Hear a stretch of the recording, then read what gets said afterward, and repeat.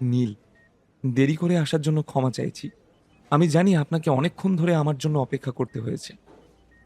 কোনো ব্যাপার না কুণ্ডুবাবু, মানে কমলেশ কুণ্ডু। আমার কোনো তাড়া নেই, আর আপনার যেটা দরকার সেটাও আমার কাছেই আছে। কিন্তু তার আগে এই হাসপাতালের ডিরেক্টর দিবাকর ঘোষের সঙ্গে আমায় একবার কথা বলতে হবে। এই কুণ্ডুবাবুই হলো সেই কমলেশ কুণ্ডু, যে নীলের থেকে ওষুধ কিনতে চেয়েছিল, যে নীলকে ফোন করে বলেছিল সে হাসপাতালে আসছে। এই কমলেশ কুণ্ডুই কল্লোল চ্যাটার্জির বন্ধু। নীলের মুখ থেকে দিবাকরের ব্যাপারে শোনার পর চোখ রাঙিয়ে ওর দিকে তাকালো কমলেশ কুণ্ডু। তারপর চিৎকার করে বলল, দিবাকর ঘোষ, আপনি নীলবাবুর সঙ্গে কি করেছেন? জবাব দিন। এক সেকেন্ডের জন্য দিবাকর ঘোষের পায়ের তলা থেকে যেন মাটি সরে গেল। সে কোনোদিন ভাবতেও পারেনি যে নীল আর কমলেশ কুণ্ডু পূর্ব পরিচিত হতে পারে। কমলেশ কুণ্ডু এটা কি বলছেন? আমি কি এটা ঠিক শুনছি? কমলেশ কুণ্ডু কি তাহলে নীলের জন্যই এখানে এসেছে? ভয় পেয়ে মনে মনে ভাবতে লাগলো ঘোষবাবু। নীলের সঙ্গে পাঙ্গা নেওয়ার জন্য নিজেকেই দুষতে লাগলো সে। কি হলো ঘোষবাবু, এখন মুখ খুলছে না কেন? এতক্ষণ তো অনেক বুলি ফুটছিল। কমলেশবাবু, উনি মনে হচ্ছে এখন আর মুখ খুলবেন না। কি হয়েছিল সেটা আমি আপনাকে বলছি। আমি জানি না আপনি এই হাসপাতালে রোজ আসেন কিনা। আপনি কি জানেন আপনার হাসপাতালের এমপ্লয়িরা কেমন? পেশেন্ট পার্টির সঙ্গে ওরা কেমন ব্যবহার করে? এটা হাসপাতাল নয়, টাকা রোজগার করার কোম্পানিতে পরিণত হয়েছে। আপনার হাসপাতালে কোনো ডক্টর নেই, সব এক একজন বড় বড় বিজনেসম্যান। টাকা না পেলে পেশেন্টকে হাসপাতালের বারান্দায় ফেলে রাখা হয়। এটা কি ধরনের নিয়ম বলতে পারেন? আজকের সম্পূর্ণ ঘটনার বিবরণ কুণ্ডুবাবুকে বলল নীল। দিবাকর, তোর এত বড় সাহস! এই বলেই ঘোষবাবুর গালে কষিয়ে একটা চড় মারল কমলেশ। সঙ্গে সঙ্গে ঘোষবাবু মাটিতে লুটিয়ে পড়ল। রাগের মাথায় তুই তোকারি শুরু করে দিল কমলেশ। ওর স্বাদের হাসপাতালকে নিয়ে ছিনিমিনি খেলছে দিবাকর। রাগ হওয়াটাই স্বাভাবিক। রাগের বশে ঘোষবাবুর বুকের উপর পা তুলে কমলেশ বলল, এই হাসপাতালটা আমার, আমি এটাকে নিজের মতো করে চালাই। কিন্তু তোর মতো কতগুলো শয়তান এসে হাসপাতালের সম্মান নষ্ট করে দিচ্ছে। আমি তোকে বলেছিলাম যে কোনো পেশেন্টের কাছে টাকা না থাকলে তার চিকিৎসা যেন থেমে না থাকে, দরকার পড়লে তাকে ডিসকাউন্ট দিতে হবে। কিন্তু তুই তো দেখছি এখানে নিজের মনের মতো ব্যবসা করছিলি, আমার বদনাম করছিলিস তুই। একথা বলে ঘোষবাবুর কোমরে সজোরে একটা লাথি মারল কমলেশ। ঘোষবাবু সোজা টেবিলে গিয়ে ধাক্কা খেল। স্যার, স্যার, আমার ভুল হয়ে গেছে, আমাকে ক্ষমা করে দিন প্লিজ। মাটিতে শুয়েই হাত জোড় করে কাঁদো কাঁদো গলায় বলল ঘোষবাবু। Shut up! চিৎকার করে বলে উঠল কমলেশ। নিজের জিনিসপত্র নিয়ে এই হাসপাতাল থেকে বেরিয়ে যা। তোর উপর ভরসা করা আমার সব থেকে বড় ভুল হয়েছে। এরপরই কমলেশের নজর ডক্টর সুজাতার উপর পড়ল। নীলের ঠিক পাশেই দাঁড়িয়েছিল সে। সুজাতাকে কিছু বলার আগেই নীল কমলেশবাবুকে বলল, এতে ডক্টর সুজাতার কোনো দোষ নেই। আজকে ওনার জন্যই আমার বাবা বেঁচে ফিরলেন। তুমি ভালো কাজ করেছ। আজ থেকে তুমি এই হাসপাতালের নতুন ডিরেক্টর। বেশ ভরসার সাথে কথাগুলো বলল কমলেশ। তবে আমার কিছু শর্ত আছে। আমি যেমন ভাবে বলবো তেমন ভাবে হাসপাতালটা চালাতে হবে। কোনো রকম এদিক ওদিক করা যাবে না। আজ থেকে এই হাসপাতালের সমস্ত সার্জারির ফিজ অর্ধেক করে দেওয়া হবে।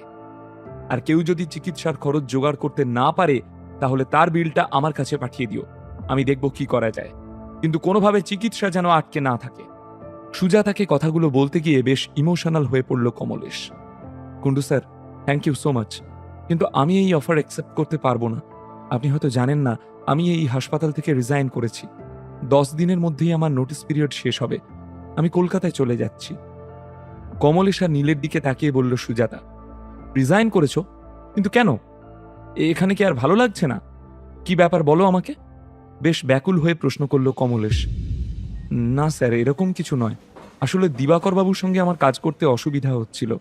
ওনার কাজ করার ধরন আর আমার ধরন সম্পূর্ণ আলাদা, তাই আর কি। সুজাতার কথা কেটে দিয়ে কমলেশ বলল, আরে তাহলে তো ভালোই হলো। এখন তো তোমার রাস্তা ক্লিয়ার। এখন আর তোমার মাথার উপর কেউ নাচবে না। ওই চেয়ারটাও এখন থেকে তোমার। আর কলকাতায় যেতে হবে না। আমি আজই তোমার প্রমোশনের কাগজপত্র রেডি করতে বলছি। নীল সবটা দেখে একটু অবাক হলো। কমলেশবাবু এত উদার মনের? কিন্তু পরবর্তীতে সে বুঝল যে কমলেশবাবু ওই ওষুধটার জন্যই এত সব কাণ্ড করছে। যাক ভালো, গরিব মানুষের জন্য কিছু তো ভালো হলো। এর থেকে খুশির খবর আর কি বা হতে পারে। ডক্টর সুজাতার প্রমোশনের কাগজপত্র তৈরি হয়ে যাওয়ার পর নীলের দিকে তাকিয়ে কমলেশ বলল, নীলবাবু, এবার ঠিক আছে তো? কুণ্ডুবাবু, আপনি খুবই পরোপকারী। খারাপ কিছু আপনি সহ্য করতে পারেন না। সকলের ব্যাপারে ভাবেন। আমার চোখে আপনার সম্মান আরও বেড়ে গেল। মুখে হাসি নিয়ে কমলেশকে বলল নীল। ঠিক সেই সময় জয়ন্তী এসে উপস্থিত হলেন সেখানে। নীল, তোমার বাবা? মাগো, চিন্তা নেই, সার্জারি সাকসেসফুল হয়ে গিয়েছে। বাবাকে এখন অবজারভেশনে রেখেছে, যাবে দেখতে? এই বলে নীল ওর মায়ের দিকে এগিয়ে গেল। তারপর জয়ন্তীর হাত ধরে ওনাকে হিরেনের কেবিনের দিকে নিয়ে যেতে লাগলো। নীলকে কেবিন থেকে বেরিয়ে যেতে দেখে বেশ বিচলিত হয়ে উঠল কমলেশ। পিছন থেকে নীলকে ডেকে বলল, নীলবাবু, আমাদের মধ্যে একটা ডিল হয়েছিল, ভুলে যাননি তো? আপনার মাকে আমার লোক কেবিন অবধি পৌঁছে দেবে। নীল উত্তর দেওয়ার আগেই জয়ন্তী বললেন, তোমার কোনো কাজ থাকলে তুমি করে নাও, আমি একাই চলে যেতে পারবো। একথা বলে নীলের কাঁধে হাত রেখে জয়ন্তী চলে গেলেন। কমলেশ হাসপাতালের লোকেদের দিকে তাকিয়ে হুকুম করল, আরে মাথা মোটা, এখানে দাঁড়িয়ে কি করছো? যাও, ম্যাডামকে পৌঁছে দাও। ওনার কিছু প্রয়োজন হলে সেটা দেখো গিয়ে। কমলেশের হুকুম পেয়ে হাসপাতালের লোকেরা জয়ন্তীর পেছনে চলে গেল। তারপরই ডক্টর সুজাতা এগিয়ে এসে কমলেশবাবুর সঙ্গে হাত মিলিয়ে বলল, স্যার, প্রমোশনের জন্য থ্যাংক ইউ, কিন্তু আমাকে এখন রাউন্ডে যেতে হবে, পেশেন্টরা আমার জন্য অপেক্ষা করছে। কমলেশকে দেখে সুজাতা প্রথমে ভয় পেয়ে গিয়েছিল, খারাপ কিছু দেখার জন্য নিজেকে প্রিপেয়ার করেছিল, কিন্তু ও ভাবতে পারেনি আজকে ওর জীবন বদলে যাবে, ওর প্রমোশন হবে, ওর সম্মান আরও বাড়বে। কিন্তু কমলেশবাবু নীলের সঙ্গে এত ভালো ব্যবহার করছেন কেন? এসব যেন কিছুতেই হজম হচ্ছিল না ওর। কিন্তু সেসব না ভেবে ওয়ার্ডের দিকে এগিয়ে গেল সে। নীলবাবু, এখানে আমরা কথা বলতে পারবো না, আপনি আমার বাড়িতে চলুন। আমার লোকজন আপনার বাবার কোনো অসুবিধা হতে দেবে না। হাসপাতালে কোনো প্রয়োজন হলে সেটা নিয়েও আপনাকে ভাবতে হবে না, আমি সব সামলে নেব। নীলকে আশ্বস্ত করে বলল কমলেশ। আসলে ওই পিলটার জন্য এত কিছু। নীলের কাছে ওরকম পিল আছে ভেবেই কমলেশবাবুর শরীরে শিহরণ জেগে উঠছিল। নীলকে খুশি করার জন্যই ঘোষবাবুকে ডিরেক্টর পদ থেকে সরিয়ে সুজাতাকে ওই পদে বসালো সে।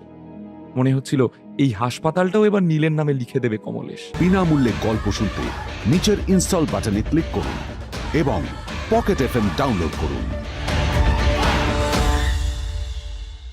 লিঙ্কটি রয়েছে ডেসক্রিপশনে।